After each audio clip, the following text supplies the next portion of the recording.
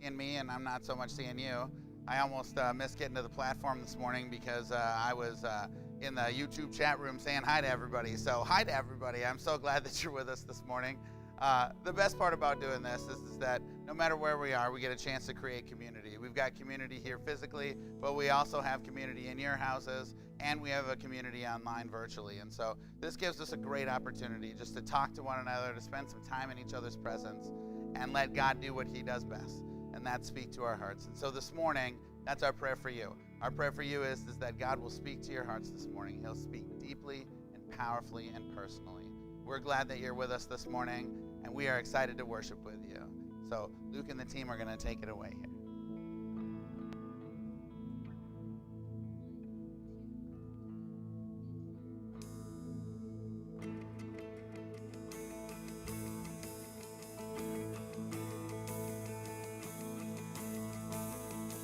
When I stand accused of my regret, and the devil roars his empty threats, I will preach the gospel to myself, that I am not a man condemned, for Jesus Christ is my defense. The sin was nailed to the cross, the soul is healed by the scars, the weight of guilt I bear no more. Praise the Lord, oh praise the Lord.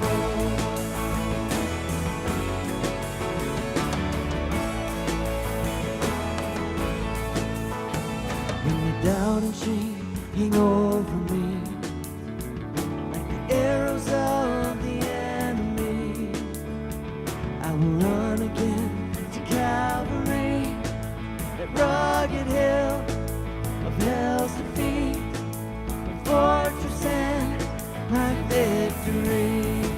My sin was nailed to the cross, my soul is healed by the scars, the weight of guilt I bear no more.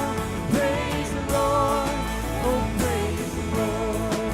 My sin was nailed to the cross, my soul is healed by the scars, the weight of guilt I bear no more. Praise the Lord, oh praise the Lord. And it is finished, sin is vanquished, hallelujah, praise the Lord. All the glory, all the honor to my Savior, Christ the Lord. It is finished, sin is vanquished, hallelujah, praise the Lord. All the glory, all the honor to my Savior, Christ the Lord. When I stand before the throne at last, his blood will plead my innocence, and I will worship him with holy hands, and raise the song that never ends, with Jesus Christ, my righteousness. The sin was nailed to the cross, my soul was healed by the scars, the weight of guilt I bear no more. Praise the Lord, oh praise the Lord. The sin was nailed to the cross, the soul is healed by the scars, the weight of guilt I bear no more. Praise the Lord, oh praise the Lord. Praise the Lord, oh praise the Lord.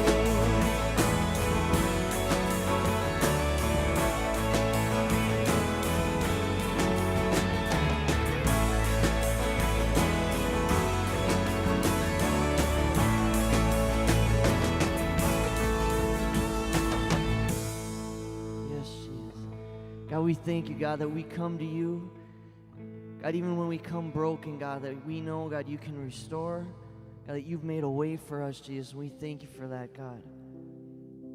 God, for the restoration we find in you, God.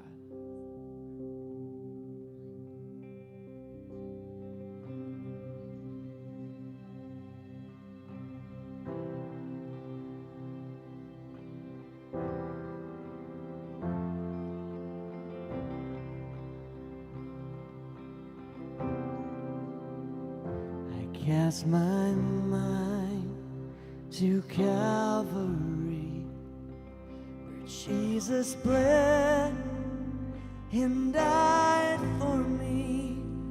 I see his wounds, his hands, his feet, my Savior on that cursed tree. His body bound in drenching tears, they laid him down in Joseph's tomb, the entrance sealed by heavy stone, the silence still and all alone. Oh, praise the name of the Lord our God. Oh, praise his name forevermore. For endless days we will sing your praise. Oh Lord our God. And on the third, at break of dawn, the Son of Heaven rose again. Oh, trample death, where is your sting? The angels roar, Christ the King. Oh, praise the name of the Lord our God. Oh, praise his name forevermore.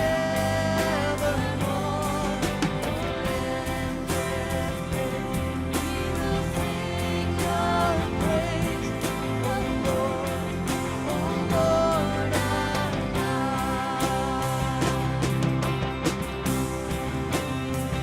We shall return in robes of white. The blazing sun shall pierce the night, and I will rise among the saints, my gaze transfixed on Jesus' face.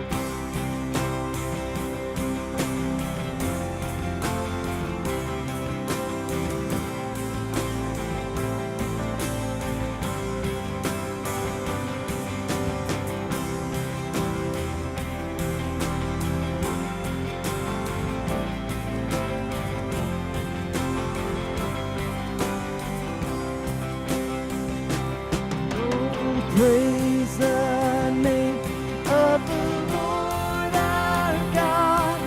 Oh, praise his name forevermore.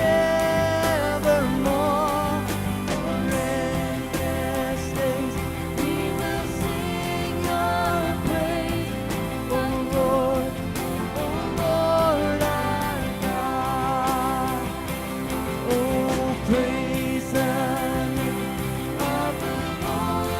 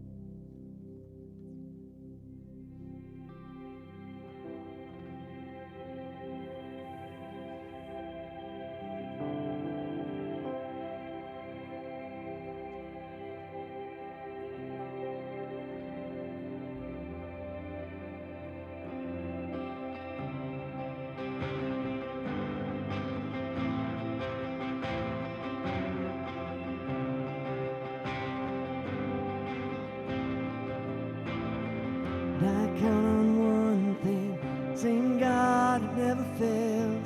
You won't fail me now. You won't fail me now. In the waiting, the same God is never late. He's working all things out, working all things out. And yes, I will lift you high in the lowest valley. And yes, I will bless your name. And yes, I will sing for joy when my heart is heavy and all my days.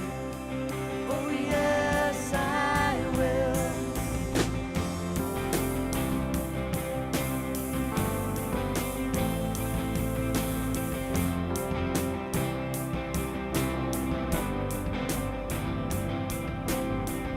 I count on one thing, saying God never fails, will not fail me now.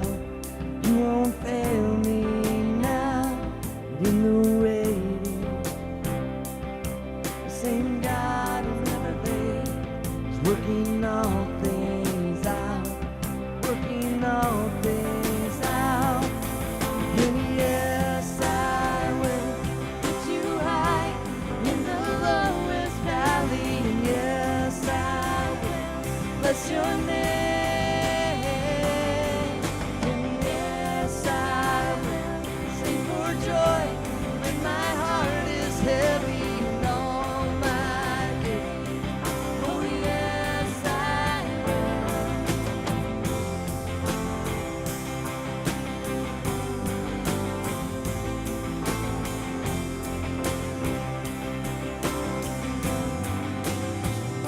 Think I choose to praise, to glorify, glorify the name of all names. Nothing can stand against. I choose to praise, to glorify, glorify the name of all names. Nothing can stand against. And yes, I will lift you high in the lowest valley. And yes, I will bless your name. And yes, I will sing for joy when my heart is heavy and all my days. Oh yes, I will sing. Yes, I will lift you high in the lowest valley. And yes, I will bless your name. And yes, I will sing for joy when my heart is heavy and all my days. Oh yes, I will for all my days. Oh yes, I will sing. Yes, I will lift you high in the lowest valley. And yes, I will bless your name. And yes, I will sing for joy when my heart is heavy and all my days. Oh yes, I will.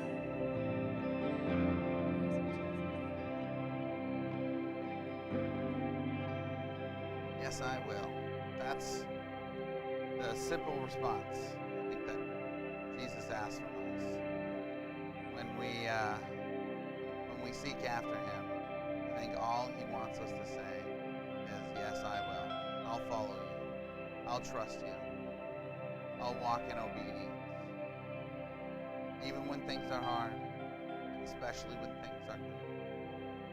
Gives us a chance to remind ourselves that we need to center our lives on Him. Simple phrase, yes, I will. And I love the idea of making sure that our lives are tuned into God when things are good and when things are hard. Because honestly, it's easy for us sometimes to forget that. But when we engage in worship and we spend time in the presence of God, we're reminded that worship is about helping us to remember who God is and what He's done in our lives. It's about creating some sacred space between us and Him. And so this morning, as we do that together, and as we worship by not just through singing, but also through hearing His word, giving, through spending time with one another and investing in our relationships, all of these different things are an act of worship. Why? Because they're done in response to who God is and what He's already done in our lives. And that's why we do this, to remind ourselves of how good God is and how good He has been to us. Father, I thank you so much for who you are and for what you've done. God, you are amazing. You are a good God. And so, God, I am thankful that I have the ability and I have freedom to say, yes, I will, God. Yes, I will follow you. Yes, I will trust you. Yes, even though I struggle from time to time, even though we struggle, even though we have our moments, God, I pray, Lord, I thank you that we can say, yes, yes, I will, God. We love you, Jesus, and we are grateful to be in your presence today. And God, we are grateful to share this message of hope with all the people that are watching this morning. Thank you, Jesus, for this opportunity. We love you. It's in your name that we pray. Amen. Amen. Well, I'm super glad that you're with us this morning. Well, welcome back, One Life. It's good to see everybody today. It's good to have you with us. Really quick, before we get started with everything, I want to briefly talk about yesterday's announcement by the governor that churches are going to be allowed to reopen at 25% capacity. I was made aware of that at about, 7 o'clock last night. Actually, one of my teammates at Texas Roadhouse told me about it, and I was genuinely surprised and caught off guard a little bit. So I wanted to just address that with everybody. And so here's our plan going forward. Our plan is to reopen as soon as we have guidance from the Minnesota District of the Assemblies of God, who is our governing body. We want to make sure that we are in line with what they're looking for. We have to come up with some plans about how we're going to introduce things like protective equipment, what we're going to require everybody to wear. That is a part of our leadership team.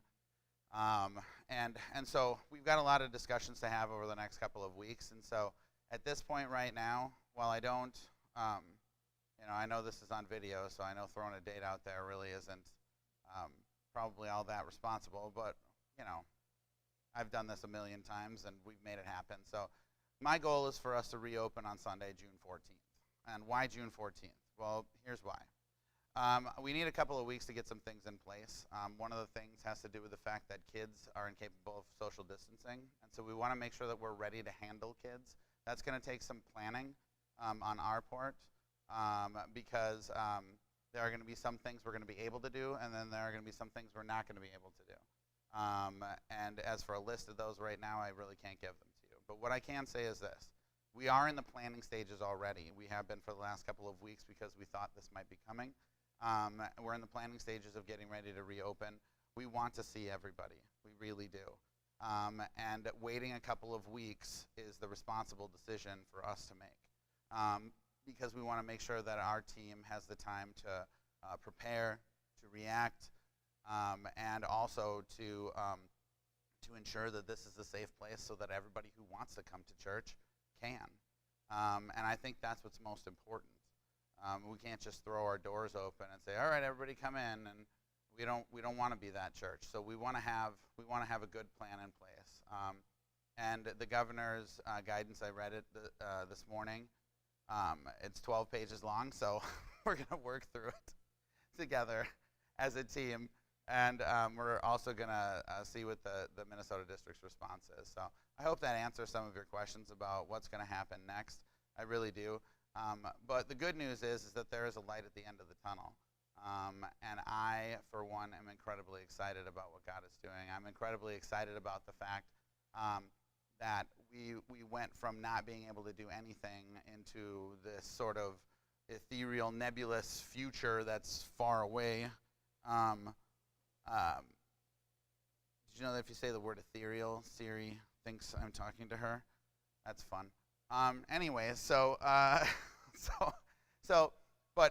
but the original guidance that we got earlier in the week was that there was no set date as to when we were going to be able to reopen. So this really is an improvement. This is a light at the end of the tunnel. This is something that we can look forward to and plan for as a church community, and this is something that you can get ready for together as a church.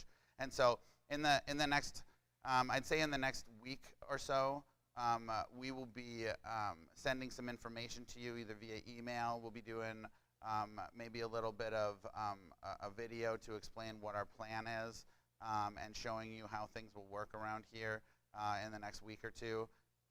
So that's where we're at. I just want everybody to know we are planning. We can't wait to see everybody, but we're also going to take responsible, measured, well thought out steps towards reopening so that when we do reopen, we can stay open, because that's what's most important. We want to reopen so that we can stay open, and that's where we're at right now. So if you have any questions, you can drop me a line on Facebook. You can, if you got my phone number, you can send me a text message. You can send an email to jason@onelifecc.tv if you've got questions about that. So, but at the end of the day, I can't wait to see all of you, and we're looking forward to the day when we can open those doors and welcome in our community again. Okay, so this morning we're gonna end our series on the current battle. We've talked about sanity, we've talked about sin and temptation, and this morning we're going to talk about secrets. But before we do that, I just want to say thank you, a continued thank you to everybody who continues to give and invest in One Life Community Church. That's allowed us to do a significant number of things, including this backdrop that's behind me. This backdrop was planned and conceived by Christy and Luke, and then this week, Luke and Alicia and their family came in and helped complete this in 1 week. This happened last Sunday. We decided to do this, and it's up today. And so I can't thank the Carheen family enough for their investment. I also am incredibly grateful to Christy for her amazing vision.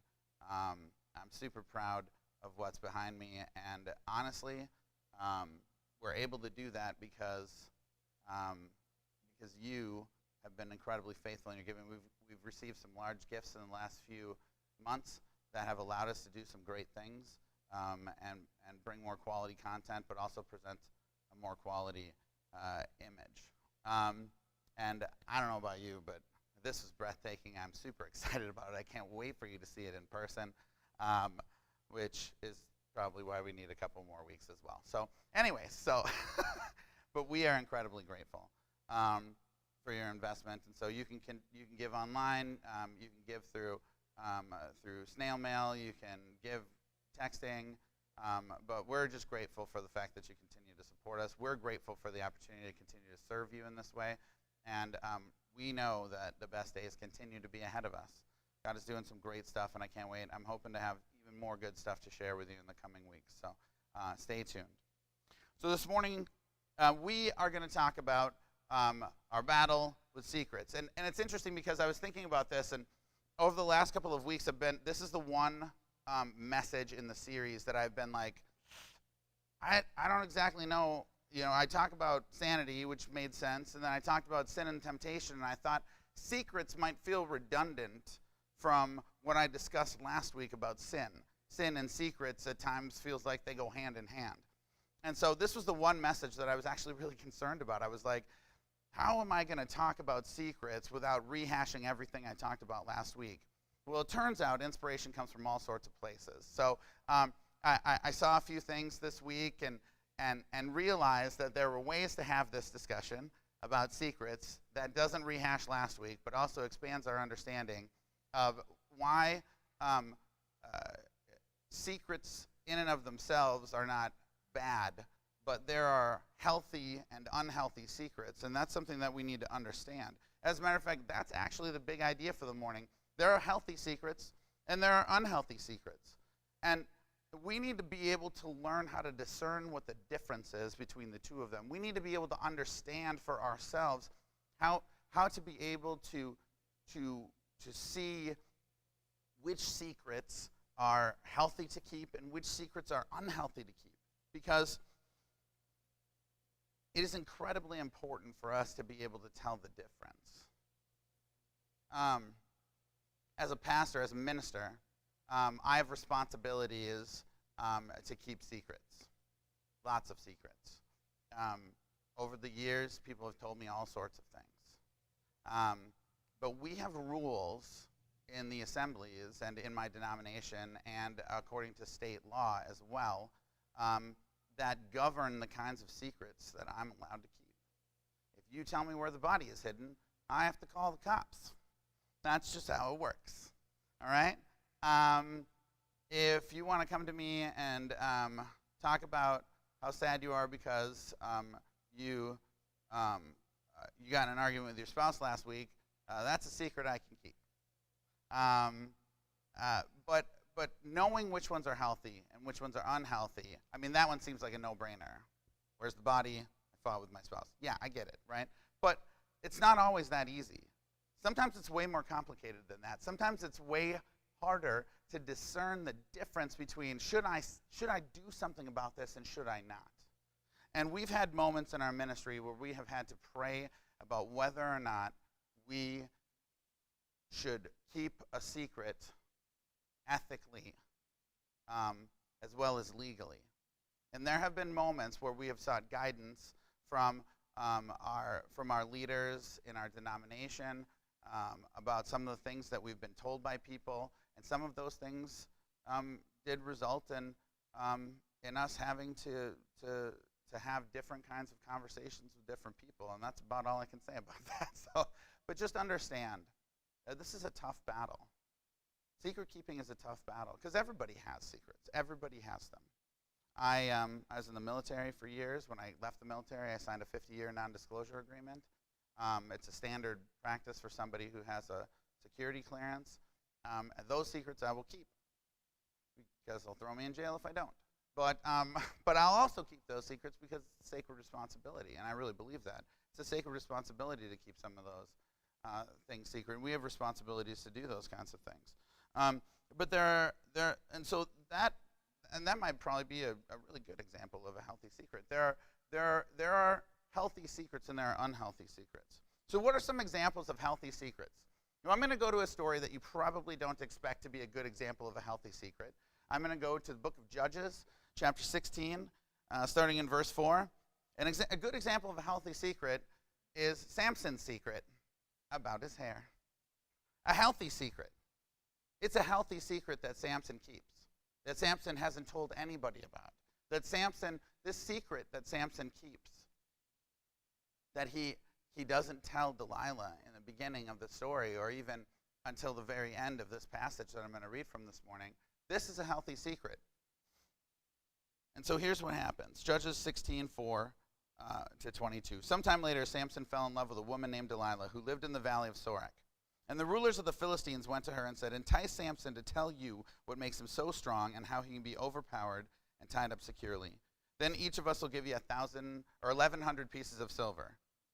So Delilah said to Samson, "Please tell me what makes you so strong and what would take you up to tie you up securely." Well, Samson replied, "If I were tied up with 7 new bowstrings that haven't been dried, I'd become as weak as anybody else." We know the rest of the story, right? We know the rest of the story. So what happens here is Samson continues to lie to Delilah to keep his own secret. He leads her on. He plays with fire. But at the end, what he does is he spills this healthy secret, and it creates an unhealthy situation in which he loses the favor of God upon his life. He loses his strength. He loses his ability to fight off attackers. And the reason for that is because he spills a secret that he was charged to keep. And so sometimes with these healthy secrets, we have to remember that there are moments where people will tell us something and people will tell us a healthy secret, and we have a responsibility not just to keep that secret, but to never talk about it. Gossip is wicked and evil, and the Bible talks about it a lot more than you would imagine. And I think that's interesting because the Bible focuses oftentimes way less on the sins of what we would consider the flesh or the sinful nature than it does on what we say with our mouth. The Bible talks a lot about what we say. The Bible talks a lot about how we speak. And the Bible talks a lot about the things that we're also not supposed to say. And so secret keeping is one of the things that we're charged with. We're charged with people's confidence. And so if there are people who have told you healthy secrets, or if you're harboring a healthy secret, keep it. It is okay. You don't want to end up like Samson. You don't want to end up in a position where telling a healthy secret becomes an unhealthy consequence, creates an unhealthy consequence. Esther, in the book of Esther, has a secret as well. Her secret is her nationality. And keeping this secret, if you don't know the story, Esther is a Hebrew woman who is chosen by a king to become his queen. But she does not tell him her ethnicity. She does not tell him the tribe or the family to which she belongs. He simply selects her, and she keeps this secret. In Esther 2:20, we see it says, Esther continued to keep her family background and her nationality a secret, and she was still following Mordecai's directions, just as she did when she lived in his home. See, the important piece about this is that Esther keeps this a secret because at the time that she was becoming queen, there was persecution of her people. And she kept this secret so that she could be in a position in order to make a difference in the lives of her people. This is a good example of a healthy secret. Sometimes people don't need the whole story. Sometimes people only need some of the story. You know, there are moments when we have people come in and they talk to us. I do a lot of I did a wedding yesterday. Social distance, cool. It was just 5 of us. So myself, the photographer, the bride and groom, and a witness. So and it was kind of cool. It was a really neat experience, and I was grateful for the opportunity. But in terms of secret keeping, the idea here, I can't remember where I was going with that. I'm just gonna tell you, I did a wedding yesterday. It was cool. It was awesome. I don't know. Maybe if I remember later, I'll I'll go there. See, that's what happens when I ad-lib, folks. Everybody makes mistakes, and it'd be worth it not to keep that a secret. So, anyways, let's keep moving. So here's the thing. So she's still following Mordecai's directions. Esther is in the home, and she is where was I? I don't even remember. Let's go to Proverbs 11:12-13. I haven't gotten that lost in a really long time, and so to be honest with you, this is a perfect example of why you should just move on. So let that be a lesson. All right. It's foolish to belittle one's neighbor. A sensible person keeps quiet, and a gossip goes around telling secrets. But those who are trustworthy can keep a confidence. All right. The Bible talks a lot about gossip. This is another one of those places in which that is. And so learning how to keep secrets is incredibly important. Learning how to keep somebody's confidence. I was talking about premarital counseling. That's what I was talking about. And that's why this is important. All right, here we go. Back to my original point. See how fun this is? This is what it's like to live in my brain. Today is crazy. Anyways, keeping confidence is important, but there's also such a thing as responsible transparency when we talk about things. So when Christy and I are sitting down with a couple and we're having a conversation about life and marriage together, it's not that we tell all of the details of our entire life laid out in every little sordid detail. When you are confiding in people, it is okay also to hold things back in terms of responsible transparency. That's what we want. We want you to be responsibly transparent when you are telling people about things that you're going through, when you're confessing, when you're doing these kinds of things. Not everybody needs all the details. As a matter of fact, I remember very clearly, very early in my journey following Jesus, I went in because I grew up Catholic, and so I went in to the pastor's office, and I thought that I had to make a confession. And I think I got 15 seconds in before he stopped me, and he was like, "This is not that kind of church." And I was like, what do you mean? And he's like, well, I don't get to forgive you. Are you sorry? And I said, yes. And he says, well, it's not my responsibility to say, I forgive you, because if you're sorry and you've already told God, God has already forgiven you. And I was like, okay. He goes, now if you need to process some of this stuff, here's what I want you to think about. Would you tell your grandmother this story? And I started thinking about it, and I was like, well, you don't know my grandma, but no. But the truth of that is that responsible transparency is important when it comes to keeping healthy secrets and telling healthy secrets, because it does allow us to keep some form of secrecy about our lives. Not everybody needs to know every little detail, and so that's what I was getting at when I came to premarital counseling, and that's what I was getting at when I was talking about the story of Esther. It's the idea that the king loved her for who she was. And her ethnicity and her nationality, that background didn't matter as much to him in the moment, because he never asks the question. And she's responsibly transparent by only telling him what he needs to know, only telling him what's essential. And I think those things are important for us to understand. So there are unhealthy secrets too, by the way. Sometimes we harbor unhealthy secrets. And so I think we have to ask ourselves the question, and this should be our focus, is what are some unhealthy secrets that get kept? What are some examples of unhealthy secrets? Well, David and Bathsheba is a perfect example of what happens when you keep an unhealthy secret. It's a perfect example. The story itself is a perfect example of what happens when you keep an unhealthy secret. And if you're unfamiliar with what happens, I'm going to read 2 Samuel to you and explain, as we talk about it, why David's secret is so unhealthy. Because it's not just about the sin that happens in these passages. It's also about the secret. And the secret is so destructive that people lose their lives over it. And so in 2 Samuel chapter 11, it says this: in the spring of the year, when kings normally go out to war, David sent Joab and the Israelite army out to fight the Ammonites. They destroyed the Ammonite army and laid siege to the city of Rabbah. However, David stayed behind in Jerusalem. Late one afternoon, after his midday rest, he noticed a woman of unusual beauty taking a bath. He sent someone to find out who she was, and he was told, she is Bathsheba, daughter of Eliam and the wife of Uriah the Hittite. Then David sent messengers to get her, and when she came to the palace, he slept with her. She had just completed her purification rites, and then she returned home. And later, when Bathsheba discovered that she was pregnant, she sent David a message saying, I'm pregnant. Then David sent a word to Joab, send me Uriah the Hittite. So Joab sent him to David. And when Uriah arrived, David asked him how Joab and the army were getting along and how the war was progressing. And then he told Uriah, go home and relax. So the first secret in this passage is that Bathsheba is already pregnant when Uriah returns home. But Uriah didn't go home. He slept that night at the palace entrance with the king's palace guard. And when David heard that Uriah had not gone home, he summoned him and said, what's the matter?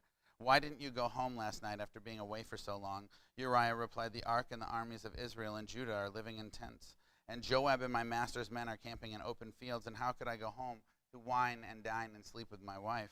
I swear that I would never do such a thing. Well, stay here today, David told him, and tomorrow you may return to the army. So Uriah stayed in Jerusalem that day and the next, and then David invited him to dinner and got him drunk. But then he couldn't get Uriah to go home to his wife, and again he slept at the palace entrance with the king's palace guard. Uriah is an honorable person.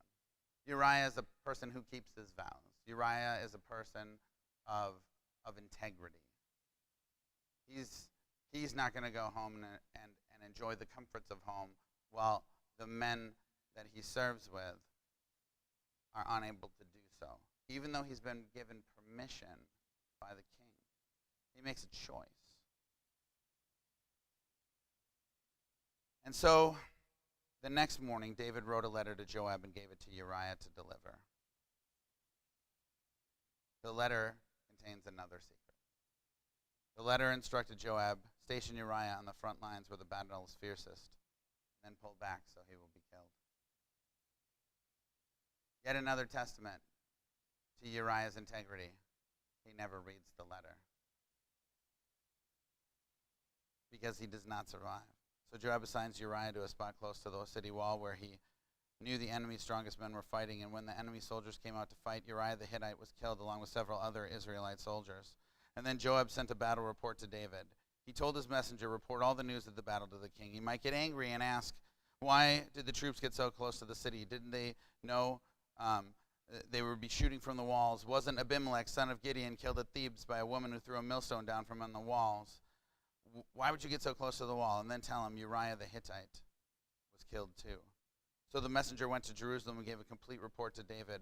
The enemy came out against us in the open fields, he said, and as we chased them back to the city gate, the archers on the wall shot arrows at us, and some of the king's men were killed, including Uriah the Hittite. Well, tell Joab not to be discouraged, David said. The sword devours this one today and that one tomorrow. Fight harder next time and conquer the city. Terrible response from someone who is a brilliant military commander in his own right. I mean, it is true that battles are lost. That is true. It is true that, but I can't think of a single military commander who would have been like, well, you tried really hard, go back tomorrow, right? Especially if they did something dangerous, like, oh, I don't know, approach the city walls where the archers could shoot at people, unless there was a secondary motive, unless somebody David wanted a murder covered up. Because, make no mistake about it, Uriah is assassinated by the king. Now, the king does not need to pull the trigger. He gives the order. And the secrets are continuing to mount up. They're continuing to pile up for David. But I want us to pause and reflect for just a second. These two secrets, the secret of David's affair with Bathsheba and the pregnancy, and the secret of David's murder of Uriah, doesn't just cost Uriah his life. It also costs the lives of innocent men who are thrown into a place in battle so that one person can die. Unhealthy secrets, dire, serious consequences. And this unhealthy secret is already destroying the lives of more than one person. When Uriah's wife heard that her husband was dead, she mourned for him, and when the period of mourning was over, David sent for her and brought her to the palace. And then she became one of his wives. She gave birth to a son, but the Lord was displeased with what David had done. The chapter ends on a cliffhanger. That's where I would end the episode on television. But the Lord was displeased with what David had done. And next week, no, we're not going to do that. Don't worry. I'm going to tell you what happens. So the Lord sends Nathan the prophet to tell David this story. There were two men in a certain town. One was rich and one was poor. The rich man owned a great many sheep and cattle, and the poor man owned nothing but one little lamb he had bought. He raised that little lamb. It grew up with his children. It ate from the man's own plate and drank from his cup. He cuddled it in his arms like a baby daughter. And one day a guest arrived at the home of the rich man, but instead of killing an animal from his own flock or herd, he took the poor man's lamb and he killed it and prepared it for his guest. Well, David was furious. As surely as the Lord lives, he vowed, any man who would do such a thing deserves to die.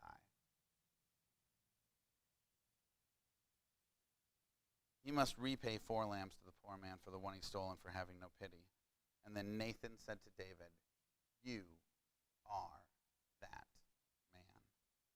The Lord, the God of Israel, said, I anointed you king of Israel, and I saved you from the power of Saul. I gave you your master's house and his wives and the kingdoms of Israel and Judah. And if that had not been enough, I would have given you much, much more. God is reminding David how much he loves him in this moment, how much trust was placed in David's hands, about the anointing that he had been given, about the sacred trust that had been placed in him as the leader, not only of a kingdom and a city, but of a nation. The nation of individuals that was chosen by God. And so he says, why then? This is the question that Nathan asks for God to David. Why then have you despised the word of the Lord and done this horrible deed? For you have murdered Uriah the Hittite with the sword of the Ammonites, and you have stolen his wife. From this time on, your family will live by the sword because you have despised me by taking Uriah's wife to be your own. And this is what the Lord says, because of what you have done, I will cause your own household to rebel against you. I will give your wives to another man before your very eyes, and he will go to bed with them in public view. You did it secretly, but I will make this happen to you openly in the sight of all Israel. And then David confessed to Nathan, I have sinned against the Lord. Nathan replied, yes, but the Lord has forgiven you, and you won't die for this sin. Nevertheless, because you have shown utter contempt for the word of the Lord by doing this, the child will die. This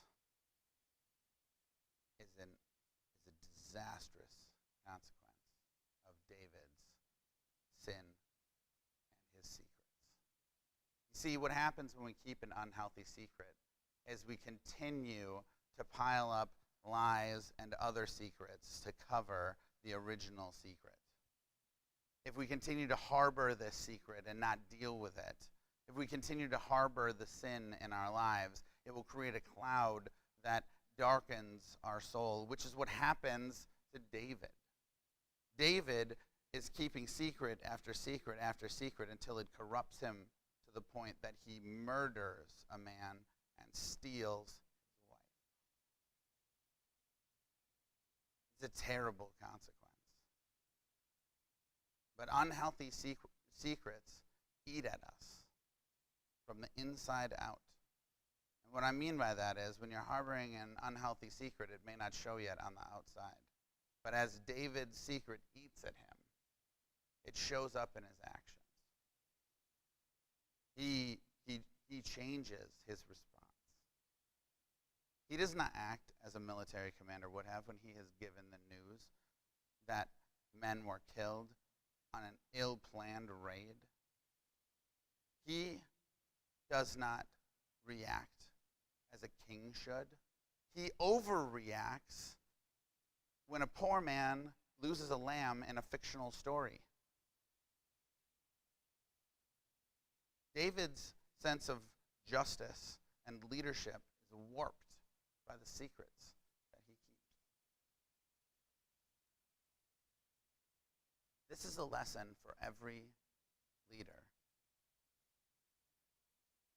Beware the unhealthy secrets that you may keep. Watch out for them. It will change the way you act. They will change the way you lead. And for those of you who are listening to this morning thinking, whew, I'm glad I'm not a leader. You are. Everyone is leading someone. Someone is watching you, and you don't know. You are leading somebody. And the way in which you live your life and the way in which you deal with these unhealthy things that are in your life is to bring them into the light, which is what Nathan does for David. In front of a ton of people, I might add. Now, that's not something you need to do. Public confession is rarely the answer.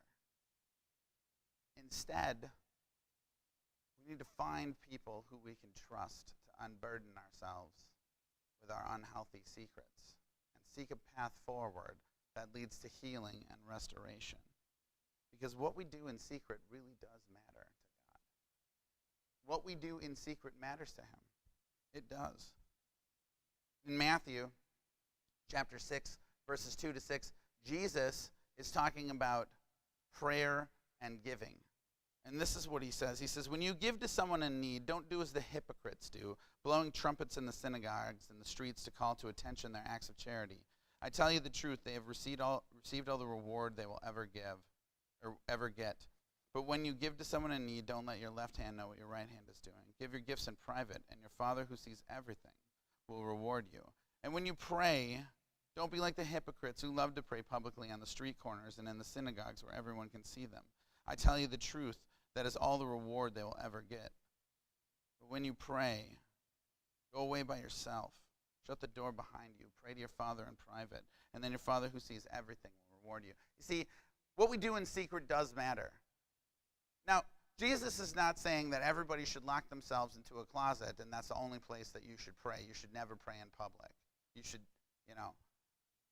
I have seen great examples of families praying in restaurants and thanking God for what He has given them. And I have seen terribly showy examples of people praying in restaurants because they feel like somehow it will affect the people around them, when in reality, it just turns out to be more about them than it is about God. Why do I pick restaurants? Well, because I oftentimes I will see families doing this. Families saying grace before a meal, thanking God, giving thanks. And I can always tell how genuine it is by the reaction of the server. And I think that this is one of those things when we talk about healthy secrets. It's not that you shouldn't keep being a follower of Jesus. It's not that you should keep being a follower of Jesus a secret. You shouldn't. Because the next passage I'm going to talk about is lighting the lamp, right, and hiding it. We don't do that, right? But there's a way that you can let that light shine without using a spotlight in somebody's eye.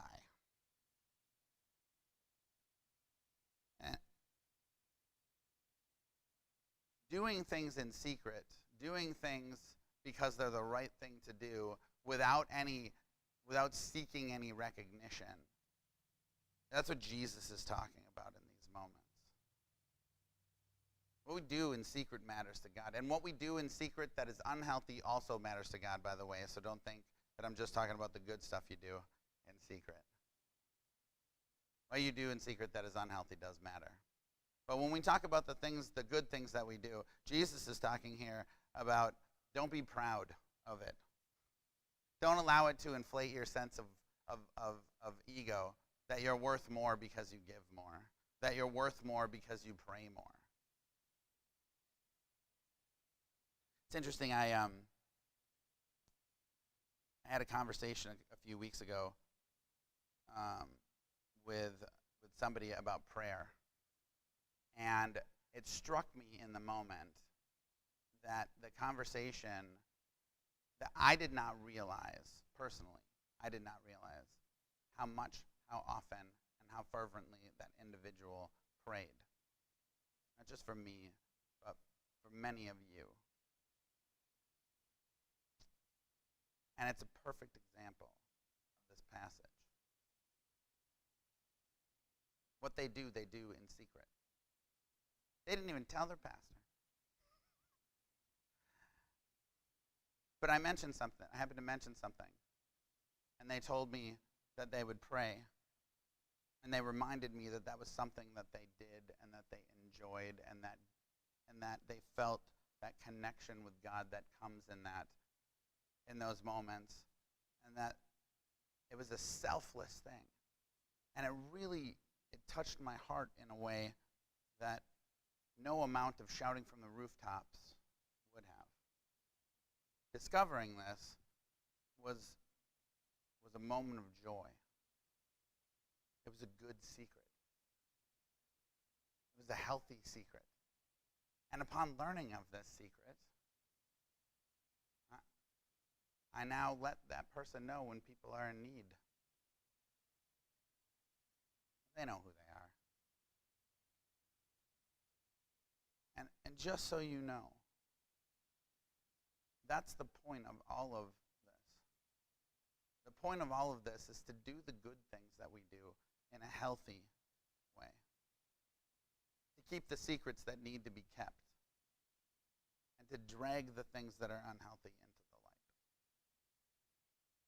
Because those secrets, they need to go away. They need to die.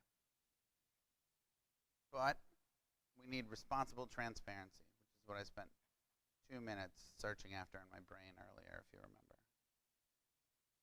We need responsible transparency. So remember, if you are burdened with an unhealthy secret, and you feel ready to have a conversation about how to unburden yourself and how to move on past this unhealthy secret, responsible transparency is what I would caution you with. Find somebody that you can trust. And through that process, it will give you the opportunity to both experience the joy of restoration and the lightness that comes with unburdening. Because really, the last 3 weeks we've talked about sanity, sin, and temptation, and then secrets. And honestly, most sin happens in secret.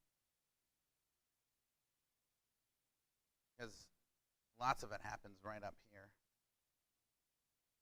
And as we deal with those things, and as we drag that stuff into the light, and as we remind ourselves what's unhealthy and what's healthy, and as we look at the secrets that we keep, as we look at the different ways in which we interact with people and create healthy relationships, we have to remember that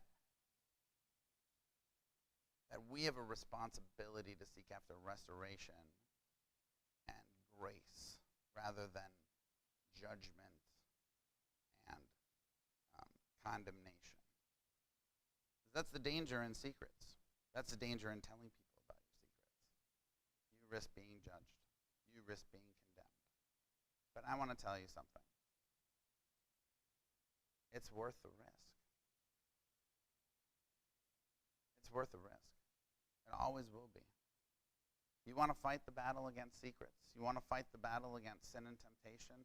You want to fight the battle for your sanity? You need warriors on your side. Take a look around you in your homes. Take a look around you the next time you come to this building and engage in worship with us. We're all battling together. And that's what community is all about. That's why we do this. We do this. You want to win the battles? You need community. For those of us who sit at home sometimes and say, man, I love online church because I don't have to see anybody.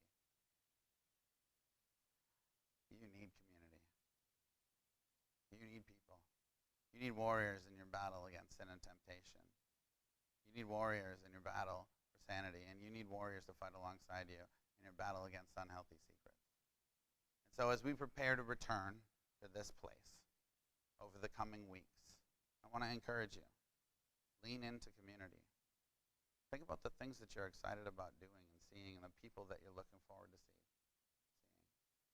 We're going to find a way for us to be together in the coming weeks. And we're going to continue to fight these battles together.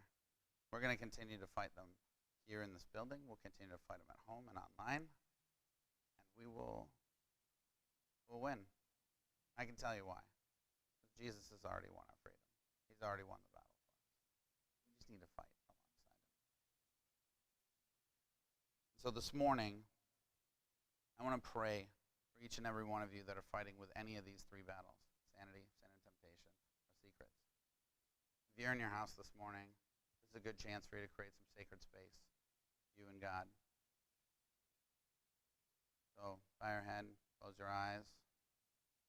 If you can't do that because you're watching kids run around on the floor, that's all right. Just a chance for you to create some sacred space. I want to pray for you. God, I pray right now for those of us who are suffering, for those of us who are struggling with, first, for those who are struggling in the battle for sanity, God, that they feel like they're being torn apart. They feel like they're going crazy. They feel like that things are just, they'll never return to normal, and that leads to a sense of worthlessness or of anxiety or of fear. And Father, I pray for those who are experiencing that even now. Even with this light at the end of the tunnel, even with these things that have been said, even with the slow march of the reopening progression of the city, the state, and this country. Father, I pray, God, for those who are feeling anxious right now, God, and fighting for their sanity. And Lord, we pray for people who are fighting sin and temptation as well. God, I pray that you would minister powerfully to the hearts of people who are struggling this morning. God, I pray that you would help them to find that sense of peace, that sense of worth, that sense of dignity that reminds them that they don't have to do this. God, that you would remind them that they're not a slave to their sin. You would remind them that they are free to make choices because you have already won that. And God, for those who are harboring unhealthy secrets this morning, Father, I pray right now that you would help them to get to a place where they can unburden themselves and begin the healing process from carrying that poison. God, I pray that you will minister to them. God, I pray that those whom they choose to unburden themselves, those whom they choose to confide in, to ask for help from, Father, I pray that you would lead them, God, in grace and in love and in restoration. We trust you with that, Jesus. We love you, and we ask that in your name. Amen. Amen. We are going to take a break this week from Bible study. We're going to take a 1-week break this week, but we will be back the following Wednesday with a new Bible study. I will share information about our phased reopening process over the next couple of weeks as we prepare to gather together again. Like I said earlier, I can't wait to see everybody. And I'm looking forward to the day when we can worship together in this space. And I'm grateful that all of you have continued to hang in there and watch online and gather in your homes and spend time with your families and experience church together. And for those of you who have discovered this church in the past few weeks as we've been online, we can't wait to welcome you in person. So thanks for watching this morning and for being with us. We love you, and we are excited about what God is doing in your life. We'll see you next week.